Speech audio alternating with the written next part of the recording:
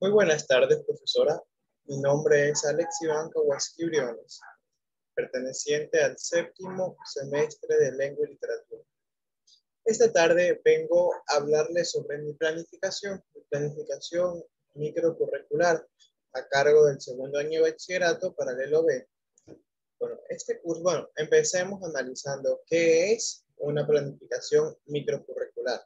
Una planificación o una adaptación curricular es un tipo de estrategia educativa, generalmente que va dirigido a necesidades educativas especiales, que consiste en la adecuación del currículo de un currículo determinado, en el caso va a ser mi planificación, con el objetivo de hacer determinados objetivos para alcanzar algunas necesidades de los estudiantes que se presenten. Esto se trata de una metodología. Estos contenidos, sobre los contenidos y sobre todo la evaluación.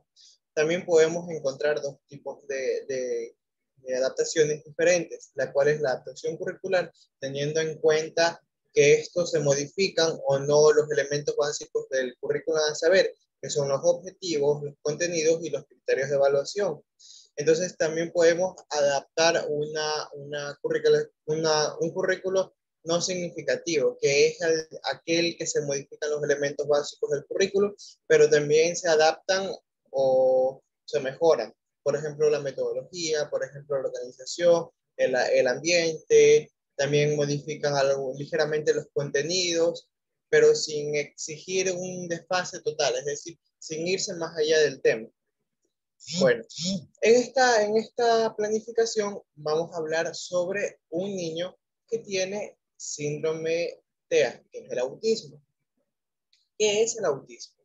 El autismo es un trastorno, se le dice TEA, que es el trastorno del espectro autista, que es un problema cerebral con los cuales los niños ya nacen, que afecta a la comunicación, a la integración social y al acompañamiento de patrones de comportamiento e interés restringidos. ¿Cuáles son? Bueno, eso no. ¿Cuáles son los síntomas? Bueno, el lenguaje. ¿Cuáles son los signos para reconocer el autismo? Esos son los lenguajes, no tienen aspecto visual y se autoestimulan. Es decir, ellos mismos buscan una manera para, para, para encontrar afecto, podría decirse.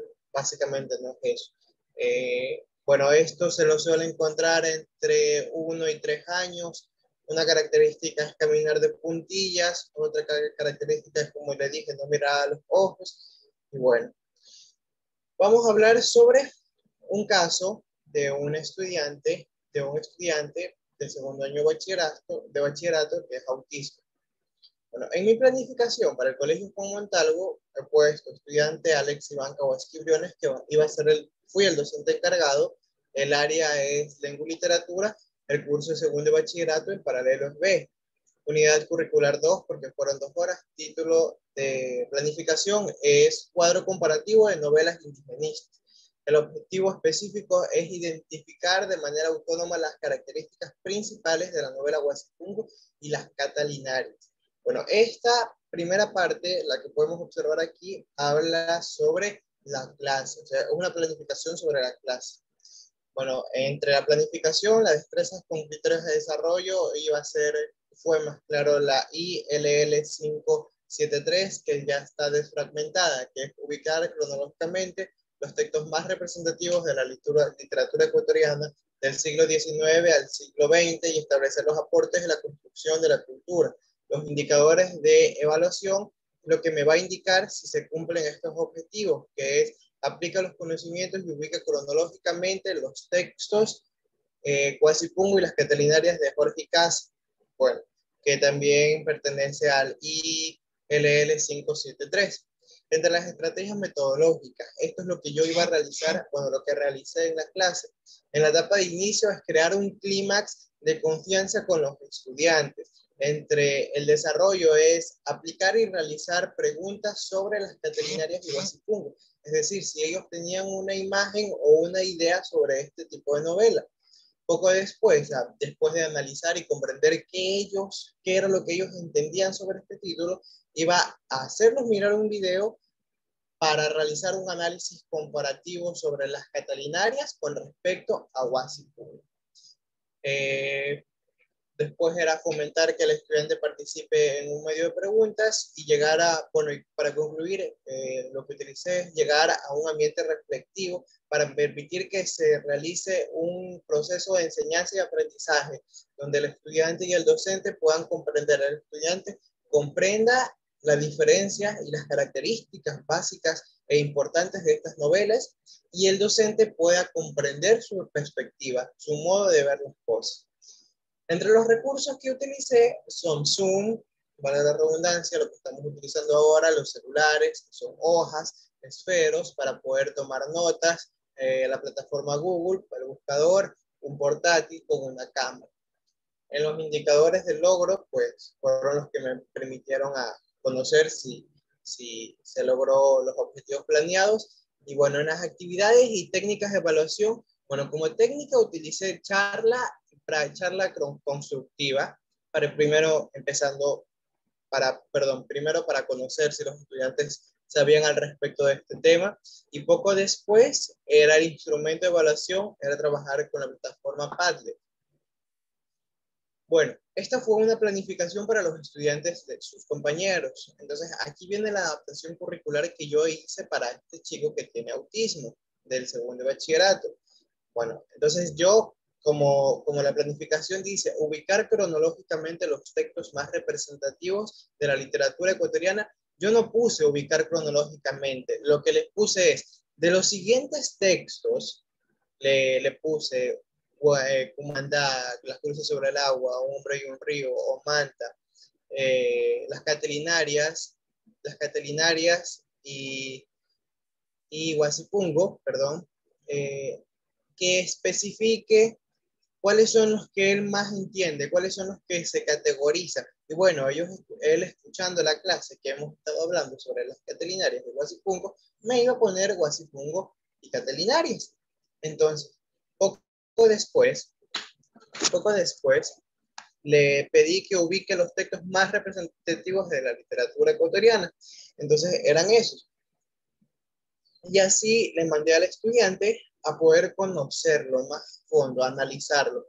Bueno, entre unas de las características que pude comprender yo, que se me complicó, podría decir que el estudiante no me otorgaba contacto visual, y no me respondía con una sonrisa, no entendía el doble sentido de sus compañeros, era un poco distraído y se autoestimulaba al momento de no saber una pregunta.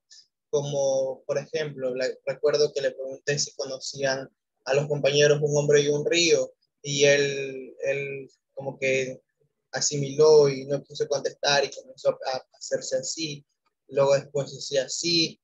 Entonces, eso es autoestimularse, es en una situación complicada, es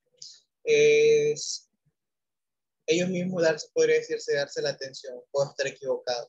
Bueno, le puse que su característica era que era un estudiante NE con autismo. Entre los recursos era la laptop, era el libro, o sea, el cuaderno, las proyecciones, las imágenes, porque le expresé imágenes del mismo trabajo. Recuerdo que descargué unas imágenes de internet de los respectivos libros y le dije que me expresara, qué era lo que él veía en base a esas imágenes, que cómo podía él identificar a esta imagen con nuestro país.